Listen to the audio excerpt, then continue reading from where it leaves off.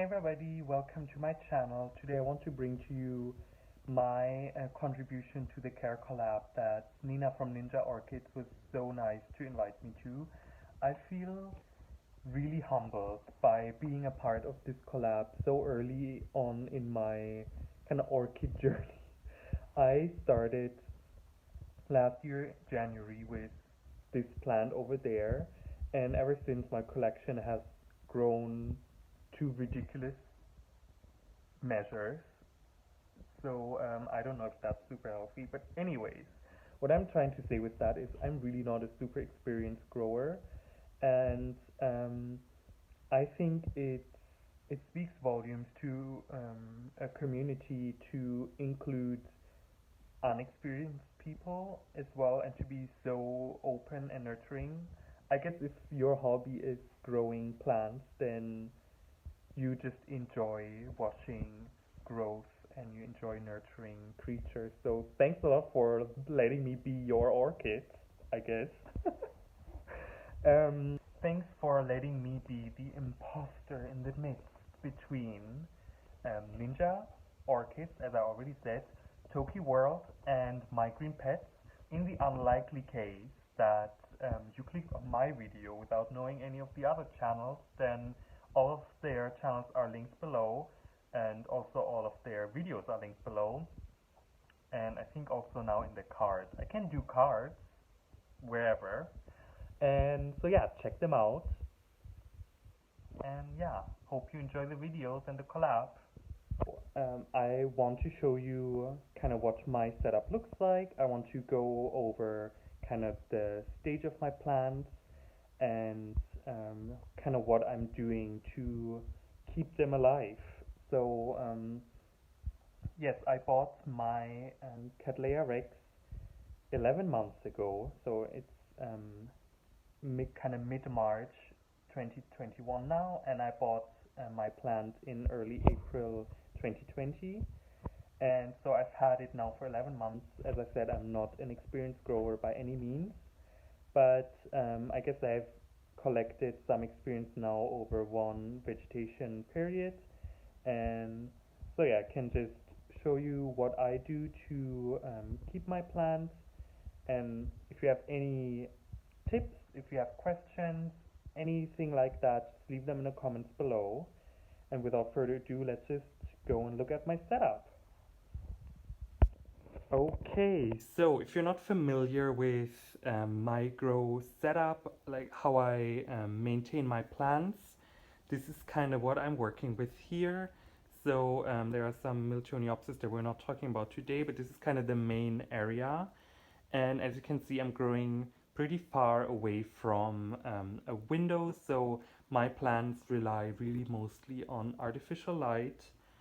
They're just in my flat like that, so I don't have a grow tent or anything. This is just artificial light and heat mats. So my flat does tend to get a little cold in the winter, so we also had a polar vortex a few weeks back, so there the heat mats really came in handy to keep the temperatures high, because from what I've read online, Cattleya Rex really prefers nice warm temperatures, so 25 degrees or even a little more, I guess, is what they're supposed to experience year-round in their normal habitat. And yeah, what I do to kind of simulate the seasonal change is every month I'll change the daylight length. So right now it's March and the plants get 12 hours of light.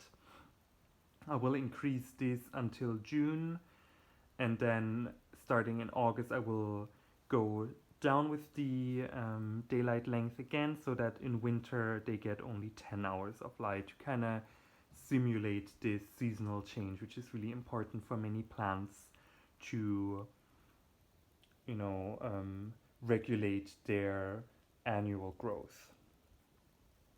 And so yeah, with that out of the way, this is the main pot that I have the Rex in. This these might actually be 2 plants.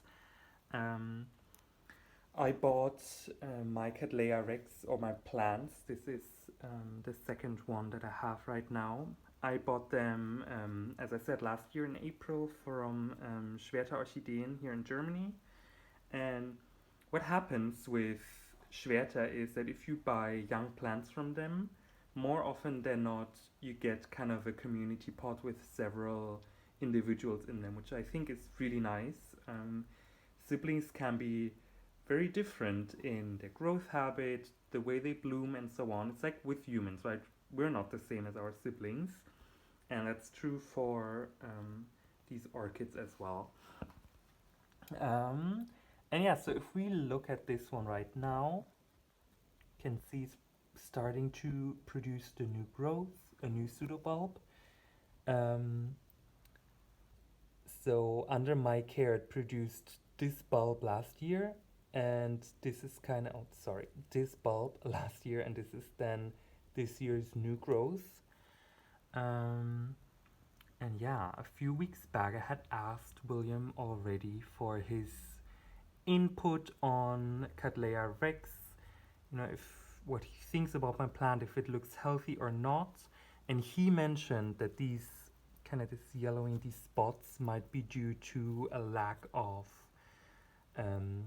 fertilization. So I'm really looking into maintaining the plants a little better.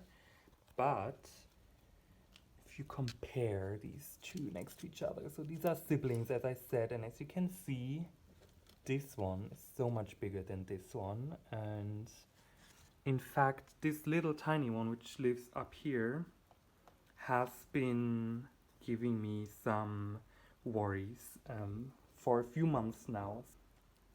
But yeah, so this plant has been struggling for quite some time, and I think it's kind of past that right now, but it had been kind of in the same pot as this other bigger one, but it was just kind of overtaken by the bigger sibling. So this one had a lot of it didn't have as many roots, it didn't get as much water, as much light, as much air, so it was really struggling. And maybe that's why it's still a little purple. So it still has some anthocyanins, which are generally, I guess, a sign for stress. But yeah, maybe I can show you what I'm working with medium-wise. Oh, there's a nice root there.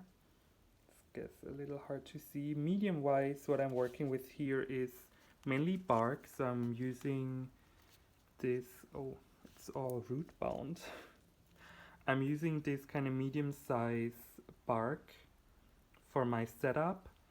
And for this one, because it's been drying up a lot and it's been really struggling, I added in some sphagnum moss as well to just keep the hydration in a little more, and I feel like this has really done wonders for the roots. And then this one as well, it's mainly bark but also a little bit of sphagnum, and I ended up using this mixture of for the media because these plants have been through quite a bit with me. As I said, I'm a really inexperienced grower, and so moving from just like complex hybrid Miltoniopsis, which was the first plant I got, to Cattleya species pretty much right away, that was very adventurous on my part, I think. I had a lot of reading and kind of YouTube video watching to do to understand what these plants need, and I did a lot of research before getting them, and but still there's a learning curve because every environment is different, and this is why we're doing the care collab, right? Because even though you have kind of the canonical way of growing these plants, for everyone it's going to be different because just we live in different microclimates, and that's going to affect everything.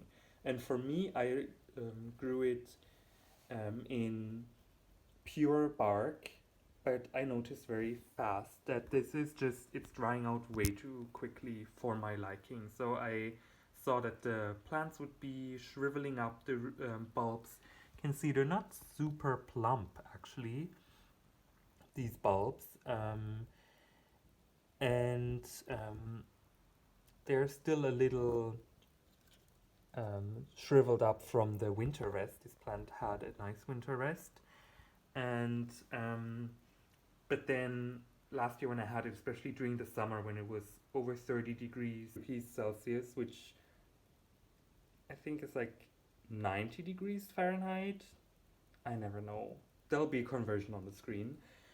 So this plant was suffering a lot. Like I would have had to water it every other day because it was just drinking up so much. And now with the sphagnum moss, I get away with watering only once a week in during the colder months, and then I hope that in the summer time I will only have to water twice, maybe 3 times a week. And as you can see, the roots are very green. This is because I just watered this plant. And maybe let me show you. This is kind of where I like to go. The sphagnum moss is nice and wet. You can see there's a lot of water stored in there. And I found this really helps my plant in my conditions to grow better because, as I said, without it, it was drying up really quickly. And then, kind of speaking of my conditions, right after watering, I have 35% of humidity, and as you can see also there isn't a lot of moisture anywhere anymore. This growth space dries up in no time. As you can see, we have 27-ish degrees Celsius. Again, the conversion into Fahrenheit is going to be on screen. And so yeah, I really kind of right now keeping up with the humidity in the air is, and kind of watering the plants is my biggest struggle. And yes, this is basically all I can tell you. Keep them under artificial lights, change the timer on the lights to kind of mimic the seasonal cues for the plants. Have them on a heat map during winter to keep them nice and warm. Bright light, so this is, I think, I measured it with an app on my phone. I'll just link below which app I have. I don't know the name off the top of my head. And so I measure 50,000 luxi, which is I think 5,000 foot candles. So this is very, very bright light. They seem to really enjoy that. I keep them moist, which is not something I've heard from other growers. Usually other people say they prefer to let them dry out over hydrating them too much. But yeah, so this is kind of how I grow my Cattleya Rex, and let's hope it's gonna thrive. If you see any deficiencies in the plant, just let me know. And yeah, there you go. Thanks a lot for watching. And thanks a lot for making me part of this collab. I feel really honored to be here and to appear next to such experienced growers. And with all of that said, have a nice day, and maybe I'll see you next time on this channel. Bye!